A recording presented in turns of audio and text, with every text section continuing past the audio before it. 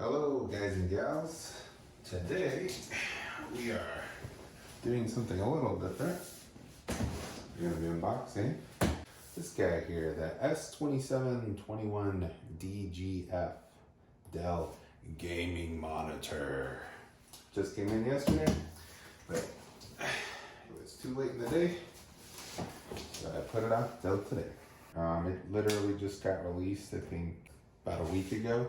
After getting pushed back a couple times, and it's supposed to have the same panel as the kind of middle of the line higher end LG monitors. It's got the 144 hertz refresh rate, the wide color gamut, all that jazz. IPS display, so you get more vibrant colors, better viewing angles, not great contrast, so we'll see how that works out.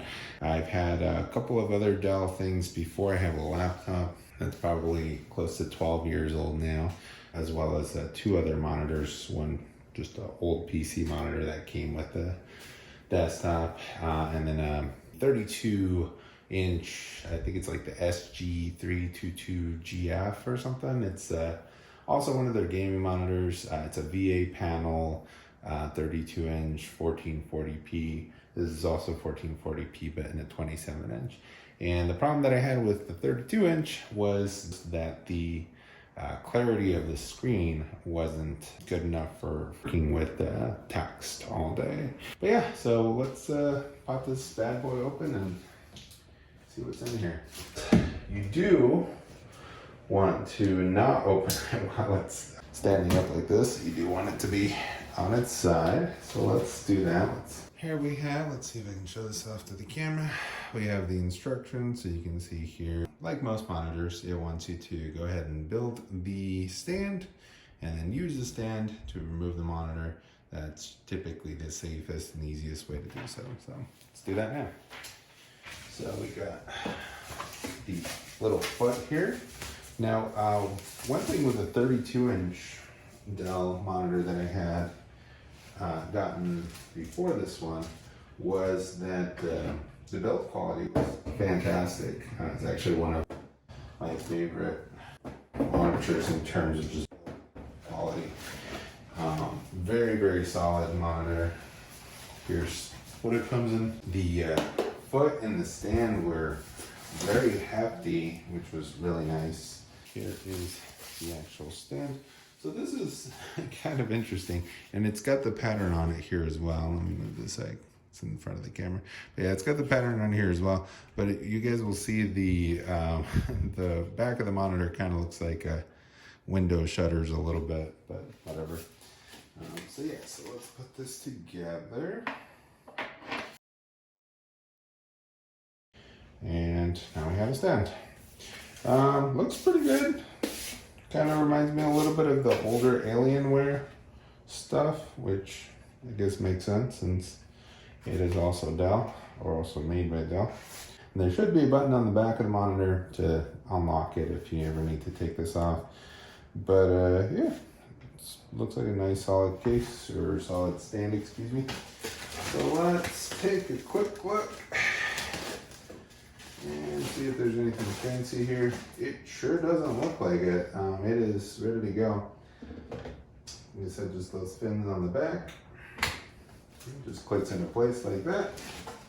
And ba-da-da-da, we've got a monitor on a stand.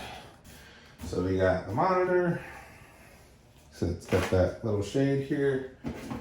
We got a HDMI cable. We have a USB for the hub. This goes into the monitor, that goes into the computer, and then the hub works. Looks just like a generic 3-prong power cable. No brick, which means that it should be built into the monitor, which is nice. Pretty solid looking Displayport cable here too. And this should have Displayport 1.4, so I would assume the cable will also be 1.4. Let's take one last look at these instructions here. So we've gone through steps 1, 2, and 3. Yeah, there's a little nice cable management thing at the bottom, and then power connection, all that jazz. Cool. All right. So yeah, I'm gonna go ahead and clear this box off the table and plug this guy in, and we'll take a quick look at it.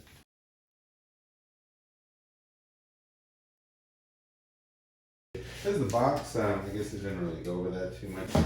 It's just a nice little picture of the monitor on the front with the robot coming out of it, because gaming monitor.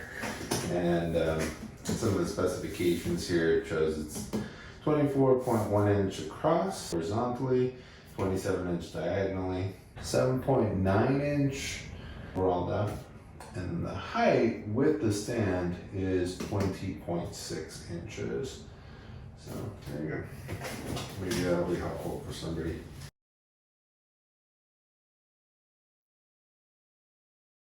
Okay, so a couple things we can look at real quick. Just before we even get this plugged in is the ergonomics.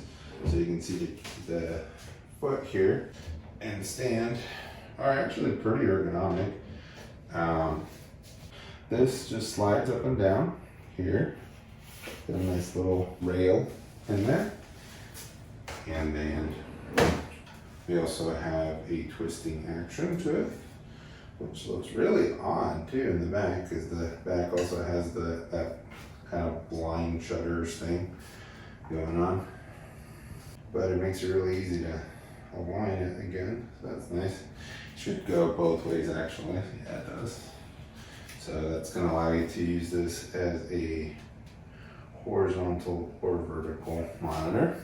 You get your tilt adjustment as far as just up and down or forward and backwards.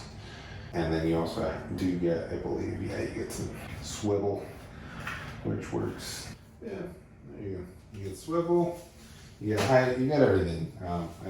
What more do you want, really? All right, just slowly peel that off. I usually don't do that until it's all set up. But again, for the purposes of the video, might as well show it off. And then on the back here we have your little nipple joystick thing. And then 1, 2, 3, 4 buttons. Oh, this is RGB, a little strip. We're supposed to be, I'm not really sure. I've only seen it show up in blue. So we'll test that out. And a little power button. Okay, so that's that. Let me plug this guy in.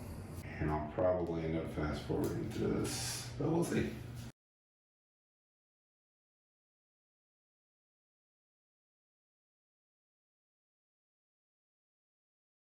So yeah, there's a nice little cable management shindig happening here. Doesn't look the greatest, but it works. So how did you get scratches all over the back of this? Don't ask. Well, what happened was, they don't have the usual little prongs. They have the holes for them, but for whatever reason, they chose to not have those prongs on there. Here's the regular Displayport cable. You can see it's got the little prongs here and the button to bring them up and down, and that locks it into place.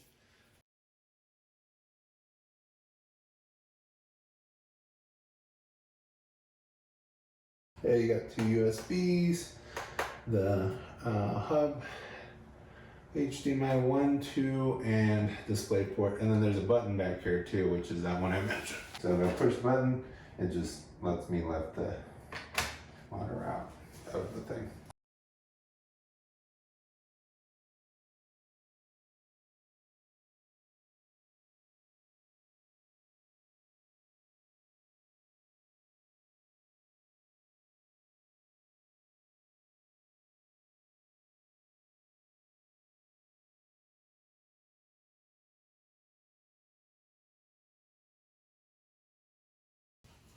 This will be a good test for the USB hub.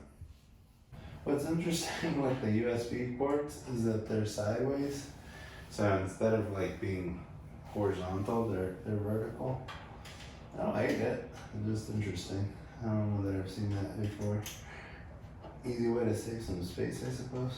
So what did you have the most trouble with? Well, plugging in a keyboard and mouse is difficult. Now we're burning with fire. So let's do this. So it's got English on the screen. We'll use those little joystick and say yes. Yeah, so for whatever reason, password's not working, but it does have my beautiful face on it. So that's good. There we go. No, we'll just quit out of that, I guess. Well, if anybody Netflix wants to pay me for advertising your products, feel free, I guess. That is professionals right there. Okay. Yeah, there we go. Look at that. 165 hertz right there. Let's give it a shot, see what happens. So that's awesome. Right off the bat, even with the Mac, with no overclocking or anything, you get your 165 hertz refresh rate. So far, so good. Looks like, from what I can tell, no stock or dead pixels. This is a nice blank black screen. This is why you always keep around microfiber so you don't end up panicking. Now what's interesting is I do have a lamp from behind here. You guys can see the shadows as I run my hand in front of it, along with the lamp behind there on that side. So no real glare on the screen either. They did a good job with the anti-glare. Something you would notice, typically see that's all the glare that you're getting. And that's actually a pretty good representation of what I see with my eyeballs. Let's try green and also blue. Yeah, no, if there is any dead pixels, I'm not noticing them. So thank goodness for that.